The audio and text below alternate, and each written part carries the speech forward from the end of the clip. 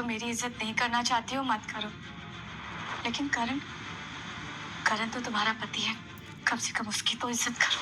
सासू जी, इज्जत भीख के कटोरे में नहीं मिलती है, कमानी पड़ती है। और आपके इस बेटे ने तो अपनी इज्जत उसी दिन खो दी थी जिस दिन इसने रिच और सक्सेसफुल लड़की से शादी की थी।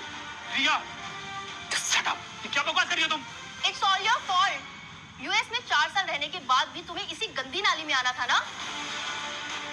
और शादी की डील में तुमने प्रॉमिस किया था कि तुम इस गटरशा फैमिली में वापस नहीं लौटोगे, लेकिन तुमने क्या किया?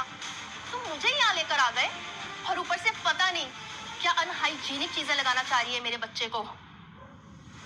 करण, तुमने रिया से डील की? माँ, रिया, तुम्हारे लिए मेरा बेटा सिर्फ सौदा है?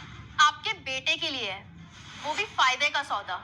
शुक्र मनाओ कि तुम्हारे इस बेटे को अक्ल आ गई और उसने इस बदबूदार गंदगी से निकलकर हम जैसे रईसों के साथ रिश्ता जोड़ लिया, वरना उसकी अगली जनरेशन भी इसी कूड़ेदान में बड़ी होती। रिया, अब तुम मेरी माँ से तमीज से पेश नहीं है तो मैं क्या कर लोगे तुम?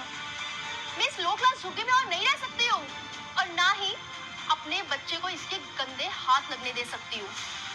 मैं जा रही हूँ यहाँ से, लेकिन तुम्हें यहाँ रुकना है तो तुम यहाँ रुक सकते हो, लेकिन याद रखना जब वापस लौटो तो डाइवोर्स के पेपर्स लाना मत भूलना।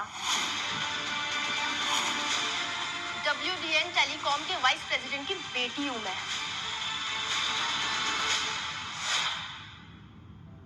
तुम अकेले नहीं जाओगे, करण भी तुम्हारे साथ जाएगा। अगर मैंने कुछ गलत कह दिया हो तो मुझे माफ कर देना, और अगर मुझे अपने पोते से मिलने की इच्छा हुई तो मैं तुम्हारे घर आ जाऊंगी। अच्छा, तुम्हारी माँ ने तो बेशर्मी की सारी हदें पार कर दी है। वो घर करण का नहीं है, मेरे बाप का है, जिसके टुकड़ों पर तुम्हारा ये बेटा पलता है। और तुम जैसों को ना वहां आना अलाउड नहीं है।